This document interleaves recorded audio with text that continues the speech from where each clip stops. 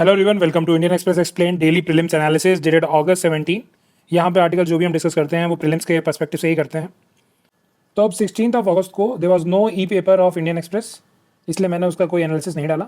ठीक है।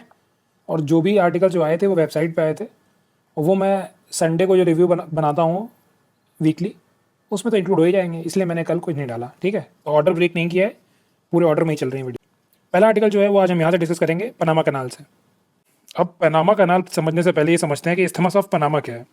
अब देखो, इस्थमस क्या होता है। इस्थमस बेसिकली एक स्ट्रिप ऑफ लैंड होता है, ठीक है, जो क्या करता है, दो लार्जर लैंड मासेस को कनेक्ट करता है। अब देखो, दोनों तरफ ये लैंड मास है, इनको कनेक्ट कर रहा है। तो सेपरेट किसको करेगा? ओशियंस को करेगा या सी को करेगा सेपरेट। देखो, इन दोनों को सेपरेट कर रहा है कैरिबियन सी, जो कि पार्ट है किसका? अटलांटिक ओशियन का, और पैसिफिक ओशियन को सेपरेट कर रहा है। और ये हमारा साउथ अमेरिका हो गया। अब एक बात यहाँ और समझ लो कि जो सेंट्रल अमेरिका है वो नॉर्थ अमेरिका का ही पार्ट है। ठीक है, नॉर्थ अमेरिका कॉन्टिनेंट का। अब देखो, पनामा कनाल बनाया क्यों गया है? क्योंकि अगर मान लो मुझे यहाँ से यहाँ जाना है, तो मुझे क्या करना होगा? इधर तो देखो आइस वगैरह है काफ़ी, तो मुझे क्या करना होगा?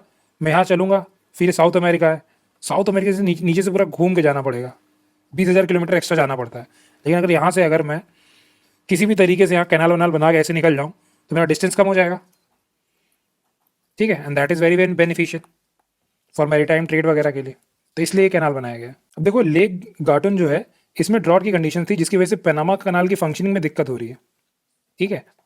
और ये पनामा कनाल क्या है? एक मैन मेड कनाल है, अमेरिकन ने इसे बनाया था 1914 में। अब इसकी वर्किंग समझते हैं। तो देखो, ये लेक गार्टन जो है और लेक एलाजुएला जो है, ये दोनों ही मैन मेड लेक्स हैं।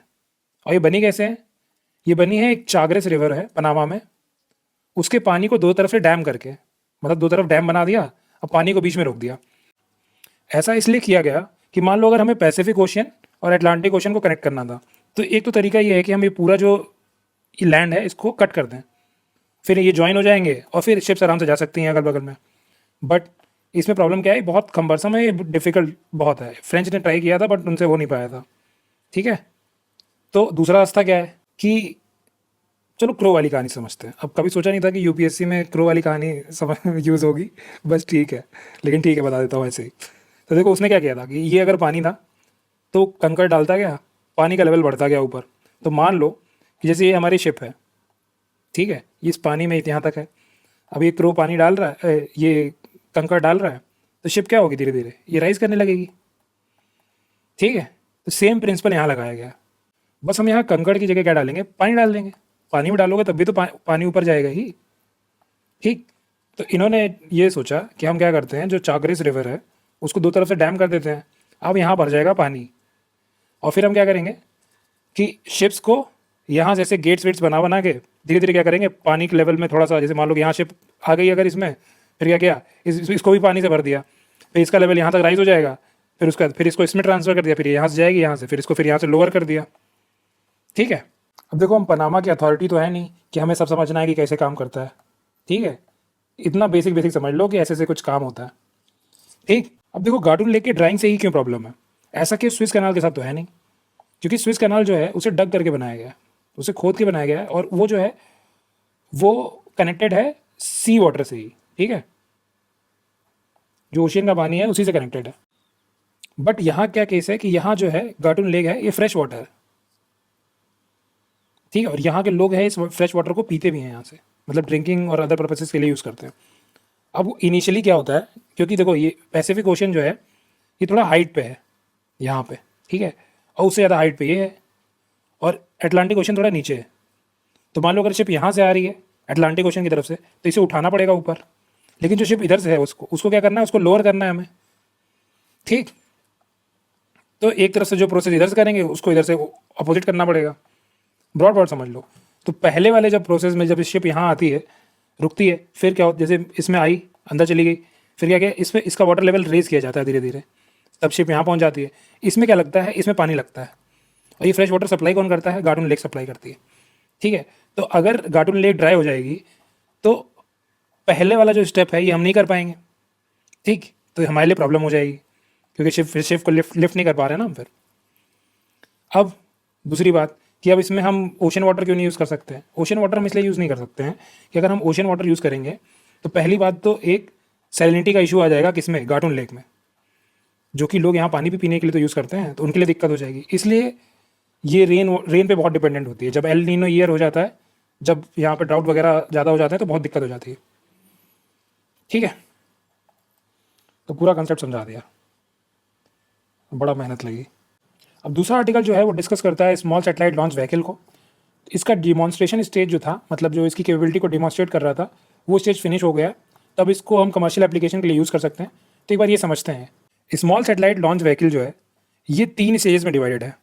अब स्टेजेस क्या होती हैं, ये बेसिकली डिवीजन होते हैं रॉकेट के, जो कि यूज़ होते हैं different phase of the journey. जैसे मान लो इनिशियली हमें थ्रस्ट की जरूरत है, तो ये स्टेजेस यूज़ होगी, फिर ये क्या है, ये निकल जाती है, फिर दूसरी स्टेज यूज़ होगी, फिर तीसरी यूज़ होगी। सैटेलाइट यहाँ हमारी यहाँ पे होती है ऊपर। ठीक है, अब इसमें एसएसएलवी में तीनों स्टेज जो हैं वो सॉलिड हैं। इसके अलावा भी एक टर्मिनल स्टेज है, पूछे एग्जाम में तो 3 ही स्टेजेस है। एक टर्मिनल स्टेज है, वो क्या काम करती है, वो वेलोसिटी को ट्रिम करने के लिए काम आती है। अब वेलोसिटी को ट्रिम करके सैटेलाइट को जिस भी ऑर्बिट में डालना है उसमें डाल सकती है। ठीक है, और कितना मास कैरी कर सकती है, अप टू 500 kg, चाहे वो नैनो सैटेलाइट हो, माइक्रो मिनी सैटेलाइट हो, 500 kg तक का मास कैरी कर सकती है। कितने किलोमीटर की ऑर्बिट तक, 500 किलोमीटर की ऑर्बिट तक। ठीक है,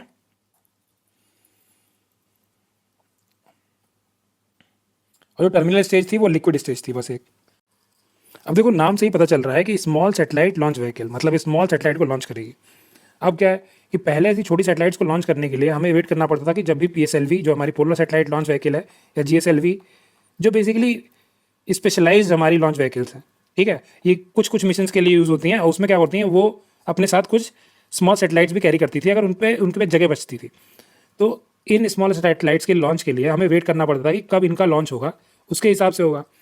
तो इसरो ने क्या कहा कि अब हम एसएसएलवी से क्या करेंगे कि स्मॉल सैटेलाइट को जब चाहे 72 घंटे के अंदर हम सैटेलाइट बना सकते हैं एसएसएलवी। ठीक है, उस पर रखो और लॉन्च कर दो, तो हमें वेट नहीं करना है पीएसएलवी या जीएसएलवी के मिशन के लिए।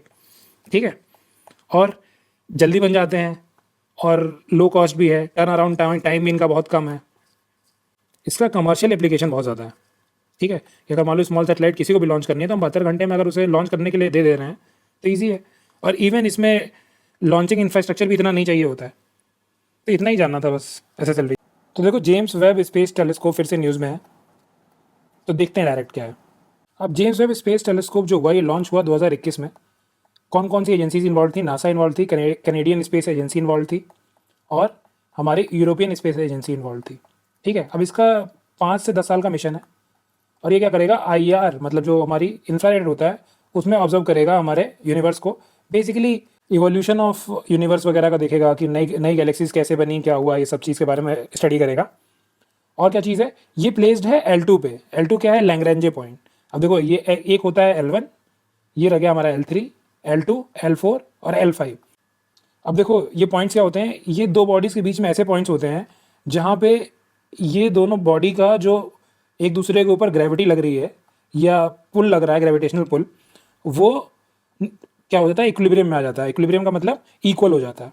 तो ऐसे कोई भी दो बॉडीज़ के बीच में ऐसे 5 पॉइंट्स होते हैं।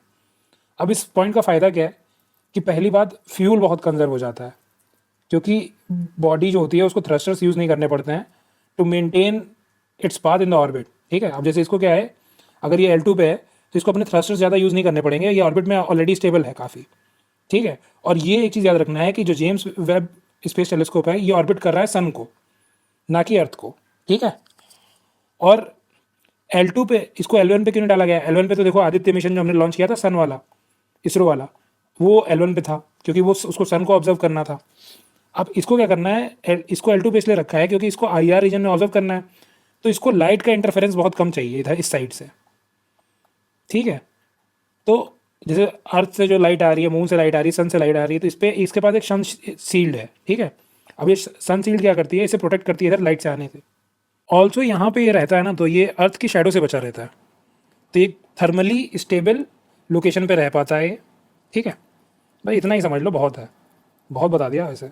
अब देखो जेम्स वेब टेलीस्कोप हमेशा की तरह फिर से न्यूज़ में आ गया है, ये ऑलरेडी मैंने पहले बता चुका हूँ। अब आर्टिकल में क्या दिया हुआ है कि ये बेसिकली साइंटिस्ट ने सोचा था कि जाके न्यू बॉर्न गैलेक्सीज हैं ऐसी मिलेंगी हमें, जिस रीजन को हम ऑब्जर्व कर रहे हैं, तो बिग बैंग के बाद ऐसे हमें न्यू बॉर्न गैलेक्सीज मिलनी चाहिए। बट हुआ क्या, रादर हुआ ये है कि हमें मिली हैं एडल्ट साइज़ की गैलेक्सीज। तो ये थोड़ा पजलिंग हो गया। अब देखो इसका आंसर तो साइंटिस्ट के पास भी नहीं है, तो मैं कैसे बताऊँ कि ये ऐसा क्यों हुआ। ठीक है, तो ये एक पजलिंग क्वेश्चन इसमें आ गया है। बाकी इसमें दो चीज़ों के बारे में और बात हुई है, एक होती है डार्क मैटर और दूसरा होता है डार्क एनर्जी। अब देखो, जब ये हुआ ना कि जैसे कि मान लो कि स्पेस, ये पूरा स्पेस है, अब इसमें जितना मैटर है वो करस्पॉन्ड नहीं करता है कि यहाँ की जो ग्रेविटी है उसके हिसाब से। मतलब कोई भी बॉडी जिसके पास मास होता है वो एक्सर्ट करती है ग्रेविटेशनल पुल। तो ये बात साइंटिस्ट को थोड़ी पजलिंग लगी कि यार इतना तो मास है भी नहीं जितनी तो ग्रेविटी यहाँ एग्जिस्ट कर रही है। तो इसका मतलब क्या है, कुछ ऐसा मैटर होता होगा जो हमें दिख नहीं रहा है और वो ग्रेविटी एक्सर्ट कर रहा है, तो उसको उन्होंने बोल दिया डार्क मैटर। अब ये पूरा समझा नहीं गया है कि ये फिनोमेना क्यों होता है, क्या होता है। इतना ही साइंटिस्ट को समझ में आया, इतना मैंने तुम्हें बता दिया। और डार्क एनर्जी क्या होती है, अब देखो बिग बैंग हुआ तो सब लोगों ने बोला कि यार अब क्या हो रहा है, एक्सपेंशन हो रहा है यूनिवर्स का, दोनों साइड से, चारों साइड से समझ लो, ऐसे एक्सपैंड कर रहा है यूनिवर्स। लेकिन अब इसमें उन्होंने ये सोचा कि यार एक्सपेंशन हो तो रहा है, बट ये इसकी एनर्जी कहाँ से आ रही है, जिस रेट का एक्सपेंशन हो रहा है उसके लिए तो बहुत ज़्यादा एनर्जी चाहिए। तो कुछ एनर्जी कहीं छुपी हुई है, तो वो भी उनको समझ में नहीं आई, तो उसका नाम उन्होंने रख दिया कि डार्क एनर्जी है। ऐसी कोई एनर्जी है जो डार्क एनर्जी है, बस। तो तुम्हें बस इतना ही टर्म्स पता होने चाहिए, को दो तीन बातें, बाकी कुछ काम का नहीं है इसमें। स्टैंडर्ड मॉडल तो नहीं, इतना समझने की ज़रूरत। चलो स्टैंडर्ड मॉडल मैं बता ही देता हूँ, क्योंकि ये टेस्ट सीरीज़ में तो पूछेंगे गारंटी पूछेंगे। तो ये बेसिकली क्या है कि ये फिजिक्स का मॉडल है और ये बताता है जो सब एटॉमिक पार्टिकल्स होते हैं, जैसे एटम होता है हमारा, एटम के अंदर कुछ छोटे छोटे पार्टिकल जैसे इलेक्ट्रॉन हो गए, इनके इंटरेक्शन के बारे में बताता है। और इनका इंटरेक्शन किससे अफेक्ट होता है, चार हमारी फंडामेंटल फोर्सेज होती हैं, उनमें से जो तीन फोर्सेज से ये अफेक्ट होते हैं उनके बारे में बात करता है। ये ग्रेविटी के बारे में बात नहीं करता है। तुम्हें याद रखना है कि इसमें ग्रेविटी इंक्लूडेड नहीं है, क्योंकि आइंस्टाइन जो थे वो ग्रेविटी को फोर्स का फंक्शन नहीं मानते थे। बस ऐसी भाषा में समझो, बहुत डिफिकल्ट थ्योरी है। अब देखो तीन फोर्सेज जो मैंने बता दी वो क्या है, एक हो गई इलेक्ट्रोमैग्नेटिज्म, एक हो गई स्ट्रॉन्ग न्यूक्लियर फोर्स हो गई, और एक हो गई वीक न्यूक्लियर फोर्स। बस इतना ही समझना है कि इन तीन जो है इसमें इंक्लूडेड है, ग्रेविटी इसमें इंक्लूडेड नहीं। अब ये तो देखो कुछ काम का नहीं है। बाकी ये आर्टिकल मैंने डाउन टू अर्थ में बता रखा था। अब देखो मैंने डाउन टू अर्थ में पढ़ाया था, तब किसी ने सोचा होगा कि अरे ये तो फालतू की बकवास है, बट सही पढ़ाते हैं। अब देखो होता क्या है कि जब हम ऐसे आर्टिफिशियल लाइट यूज़ करते हैं ना रात में, तो जो ट्री के पत्ते होते हैं ये एक डिफेंस मैकेनिज्म ऑन कर देते हैं, जिसकी वजह से क्या होता है, इनकी जो लीव्स होती हैं ये हार्ड हो जाती हैं। अब जब ये हार्ड हो जाएंगी तो हर्बीवोर्स जो इन्हें खाते हैं उनके लिए बहुत डिफिकल्ट हो जाता है। हर्बीवोर्स हो गया, इंसेक्ट हो गया, जो इनको खाते हैं उनके लिए बहुत डिफिकल्ट हो जाता है इसको खाना, इवन डाइजेस्ट करना। तो ये क्या करेगा, फूड चेन को इम्पैक्ट करेगा, और फूड चेन पर नेगेटिव इम्पैक्ट हो जाएगा तो हमारे हर्बीवोर्स पे बहुत ज़्यादा दिक्कत हो जाएगी। बस यही आर्टिकल में बात कही है। तो इसलिए डाउन टू अर्थ की भी सीरीज़ इंपॉर्टेंट है, ऐसे ही नहीं कवर कर रहा हूँ उसको मैं। बस that's it for today. Thank you and do leave your feedback. कुछ अच्छा या बुरा जो भी लगे लिख दो, और अगर कुछ लिखने का मन ना हो तो, अगर कुछ लिखने का मन ना हो और वीडियो का कंटेंट तुम्हें ठीक लगे तो लीव अ लाइक।